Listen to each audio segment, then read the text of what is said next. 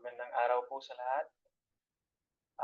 Ito pong topic na 'to ay pagpapatuloy ng topic tungkol sa, pagpapahalaga at bertud. Ano po, so ang moral na bertud po, pagpapaalala lang, ito ay isa sa mga uri ng, ah, bertud. Ano po, yung una na na-discuss natin sa unang video ay tungkol sa intellectual na bertud at ito naman pong pangalawa, moral na bertud. So ang intellectual na bertud, recap lang, ito po ay tungkol sa ah, mga bertud na paloob sa ating kaisipan. Ang moral na bertud naman ay patungkol sa ating kilos-loob. Ano po? So, um, sa video na to, i-discuss po ang kahulugan ng moral na bertud at malalaman natin yung iba't ibang uri ng moral na bertud. Okay, so pag sinabing moral na bertud, ang mga moral daw po na bertud ay may kinalaman sa pag-uugali ng tao. Po, ito ay ang mga gawi na nagpapabuti sa tao. Ito rin ay ang mga gawi na nagtuturo sa atin na iayon ang ating ugali sa tamang katwiran. Okay, so kung ang intellectual na bertud ay patungkol sa mga kaisipan ng tao, kaalaman, karunungan, ang moral na bertud naman po ay patungkol sa ating mga pag-uugali. Ano po? So, ang moral na bertud ay nakatulong para mapabuti ng tao ang kanyang gawi o ang kanyang mga aksyon. So, ibig sabihin, pag ang isang tao ay walang moral na bertud, mahihirapan siyang magpakabuti at magpakatao dahil hindi niya makita ang katwiran ng pagpapakabuti sa kanyang mga ginagawa. Okay. So, ito po ang mga uri ng moral na bertud. Isa-isahin po natin. Una, katarungan or justice. Okay. So, ano po ba ito? Ang katarungan ay isang bertud na gumagamit ng kilos-loob upang ibigay sa tao ang nararapat lamang para sa kanya, sino man o anuman ang kanyang katayuan sa lipunan. Ang katarungan ang nagtuturo sa atin upang igalang at hindi kailanman lumabag sa mga karapatan. So, katarungan, isang bertud na gumagamit ng kilos-loob. Po. So, kung mapapansin ninyo, ang mga moral na bertud ay lahat patungkol sa kilos-loob. Ano po? So, tayo pong mga tao, pag tayo po ay gumagawa ng isang bagay or gumagawa ng isang aksyon, tayo po ay pwedeng mapuri or tayo din po ay pwedeng masisi kung ginamit natin ang kilos-loob natin sa ating mga aksyon. Ano po? Dahil may mga aksyon tayo na hindi natin ginagamitan ng kilos-loob. Ano po? So, masisisi lang daw tayo or mapupuri lang tayo sa ginagawa natin kapag ginagamitan natin ng kilos-loob. Ano po? Halimbawa po ay mapupuri ka lamang kung ikaw ay nakakuha ng mataas na marka sa exam kung nagkilos-loob kang mag-aral ng mabuti. Ano po? Pero kung hindi ka naman nag-aral ng mabuti, nangopya ka lang sa exam, ibig sabihin hindi ka pwedeng mapuri sa ginawa mong pagkakuha ng mataas na marka sa exam. Ano po? So, ganun din po sa para sisihin tayo sa ating mga ginagawa, dapat gumamit tayo ng kilos-loob. Ano po, halimbawa, kunwari may isang bata na nagnakaw ng gamot sa butika. Ayan. So, pero ang pagnanakaw niya ay dahil pinagsabihan lang siya ng kanyang tatay at pag hindi niya ginawa ay tatanggap siya ng parusa mula sa kanyang ama. So, yung ginawa niyang masama ay hindi pwedeng sisihin mismo sa bata dahil wala siyang kilos-loob. So, napilitan lang siyang gawin ang isang bagay. So, ngayon po, ang kilos-loob ng isang tao ay pwedeng maging masama. Ano po? Pwedeng maging masama kung ito ay hindi na bibigyan ng karapatang hindi siya nabibigyan ng karampatang katwiran. Ibig sabihin, 'pag hindi mo binibigyan ng guide ng isip ang kilos-loob, puwedeng magkaroon siya ng or makagawa siya ng masama. Kaya sabi diyan, ang katarungan nagtuturo sa atin upang igalang at hindi kailanman lumabag sa mga karapatan. So, paano natin nalalaman ang mga karapatan, ang mga batas? So, yan po ay nagmumula sa isip ng tao. Ano po? So, dapat ang kilos-loob ay guided ng isipan upang ang lahat ng gagawin niya ay patungo sa katotohanan. Nang sa gano'n, ang kilos-loob ay gumawa ng kabutihan. Ano po? So, yan po ang ibig sabihin ng katarungan or justice. Ang isang taong may katarungan or justice, ginagawa niya kung ano ang nararapat para sa kanya at para sa kanyang kapwa. Ano man ang kanyang katayuan sa lipunan. So, hindi niya pinipili kung sino ang gagawa niya ng mabuti. Ano po? Um, Lahat ay karapat-dapat para sa kabutihan. Next, ito po ang sunod ay pagtitimpi o temperance or moderation. Kinakailangan na malakas ang pagtitimpi o kontrol sa sarili. Kung hindi ito mapagtatagumpayan, mababalewala ang anumang pagsisikap na maging mabuti. Nakikilala ng isang taong nagtataglay ng pagtitimpi ang bagay na makatwiran at ang bagay na maituturing na luho lamang. So alam po ninyo, dito sa mundo natin, maraming mga bagay ang pwedeng makaapekto sa atin, pwedeng maka-trigger ng mga masasama nating pag-uugali. Ano po? Kaya ibig sabihin, 'pag wala tayong pagtitimpi, wala tayong temperance or moderation, itong mga nakapalibot sa ating mga tentasyon, mga masasamang nakapalibot sa atin, mabilis nila tayong maiimpluwensyahan. Ano po?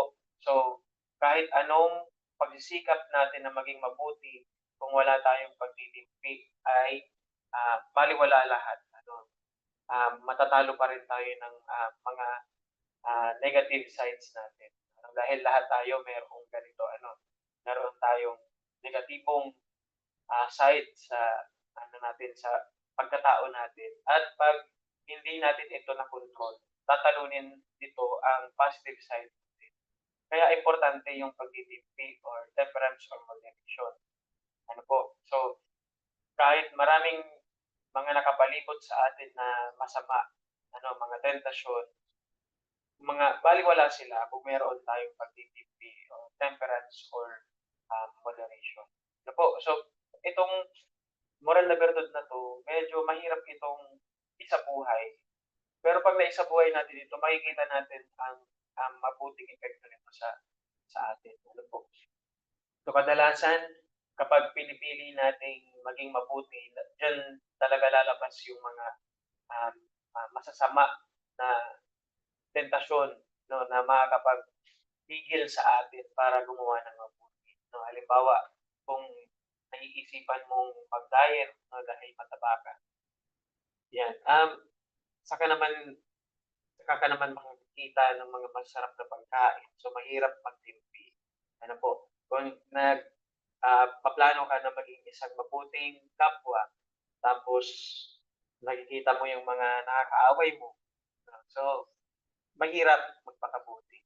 Pero 'pag meron kang pagtitimpi, temperance or moderation, ang lahat ng ito, gaano man sila katindi sa pag-iimpluwensya, itong mga masamang bagay na 'to, mas madali sa ating makontrol yung ating pag-uugali, yung emosyon, yung mga bagay na dapat nating gawin or dapat isipin, lahat yun makokontrol natin sa pamamagitan ng pagtitimpi.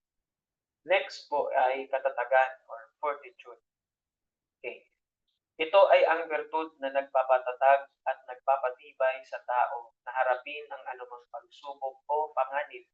Ito rin ang virtud na nagtuturo sa ating panindigan ang pag-iwas sa mga tuksong ating kinakaharap sa araw-araw. Yan. So, hindi lang mga tukso ang nakapalibot sa buhay natin araw-araw. nariyan din po yung mga iba't ibang pagsubok, ano po, iba't ibang pagsubok na halos araw-araw natin na i-encounter sa buhay natin. Ah, ito yung mga problema, mga, ah, challenges na minsan mahirap siyang pasanin ano. Lalong-lalo na kung wala tayong katatagan or fortitude. Dahil ang katatagan, or fortitude, ito yung bertud, moral na bertud na nagpapatibay sa atin para manatili tayong nakatayo. Manatili nating mabuhat yung mga bagay na nagpapabigat sa atin po. So, may mga ang iba sa atin ano, 'pag may mga problema, 'pag may mga pagsubok na pinagdadaanan, mabilis mag-breakdown po. Yung talong-talo na agad, sukong-suko agad, opo.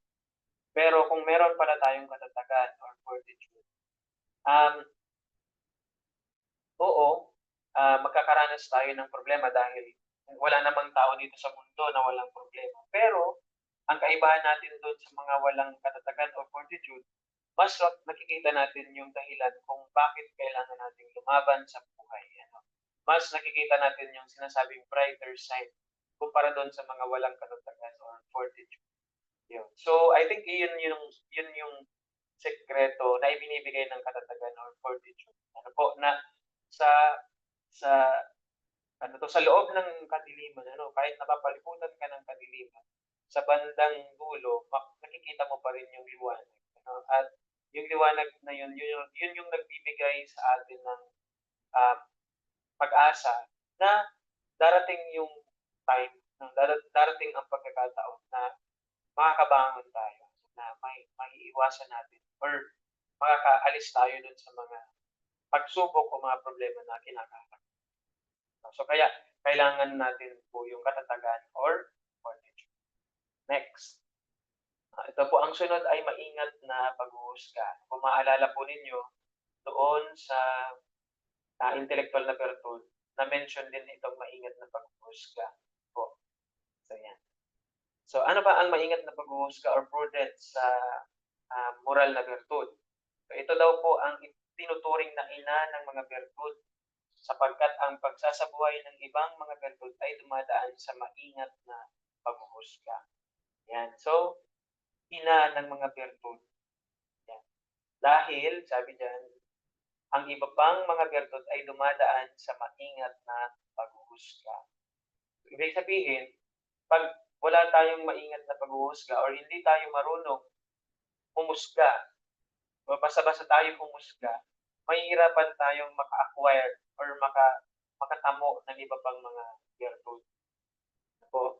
So, I think tama naman 'yun ano, kasi 'pag hindi tayo marunong humusga, ano po, 'pag basta-basta tayong humuhusga, mamamali tayo sa ating mga desisyon 'no, sa buhay. Minsan kung kailangan nating magpakabuti, dapat tayong magpakabuti, 'pag mali ang ating sagap sa mga bagay-bagay na nai-encounter natin, mahihirapan tayong makita kung ano yung ibig sabihin or meaning ng mga dinaranas natin sa buhay natin, ano. Kasi ang bertud, parang nagkakaroon tayo ng bertud kapag nakikita natin yung meaning ng ginagawa natin. Ngayon, kung hindi natin iingatan yung paghuhusga natin, hindi natin nakikita ang halaga ng mga pinagdadaanan natin sa buhay, mahihirapan tayong i-appreciate or mahihirapan tayong, tanggapin, yung mga pagsubok na ito. At yung mga pagsubok na ito yung mga nagpapatatag sa atin, ito yung mga nagtuturo sa atin para magkaroon tayo ng, bertud. Ano po, dahil sa mga, magsabuhay ng mga bertud o yung mga mabubuting asal na, ginagawa natin. Ang bertud na ito ay parehong intellectual at moral na bertud, ano, tulad nga ng sinabi ko kanina, ang maingat na paghuhusga or prudence ay makikita rin natin sa intellectual na bertud at sa moral na bertud. So, dahil taglay natin ito hindi lamang upang tayo ay makaalam, kundi upang mailapat ang anumang makalap na karunungan sa kilos. Okey po. So, doon sa intelektuwal na bertud, ang maingat na paghuhusga or prudence, ginagamit natin para makaalam tayo ng dapat nating isagawa at ng dapat nating gawin. Ang maingat na paghuhusga naman 'pag pinag-uusapan ang moral na virtud, ang purpose naman nito ay mailapat ang anumang makalap na karunungan sa kilos. Yung mga karunungan na nakukuha natin mula sa mga kaalaman, mula sa mga agham na pumapasok sa isip natin, kailangan natin yung i-apply sa araw-araw nating pagkabuhay, i-apply natin sa mga aksyon natin para magkaroon ng katuturan or maging tama yung kilos natin. So 'pag ginagawa natin yun, ibig sabihin ginagamit natin yung moral na virtue natin ng maingat na paghuhusga. Okay, next. Okay, so, yun lang po hanggang lang diyan ano.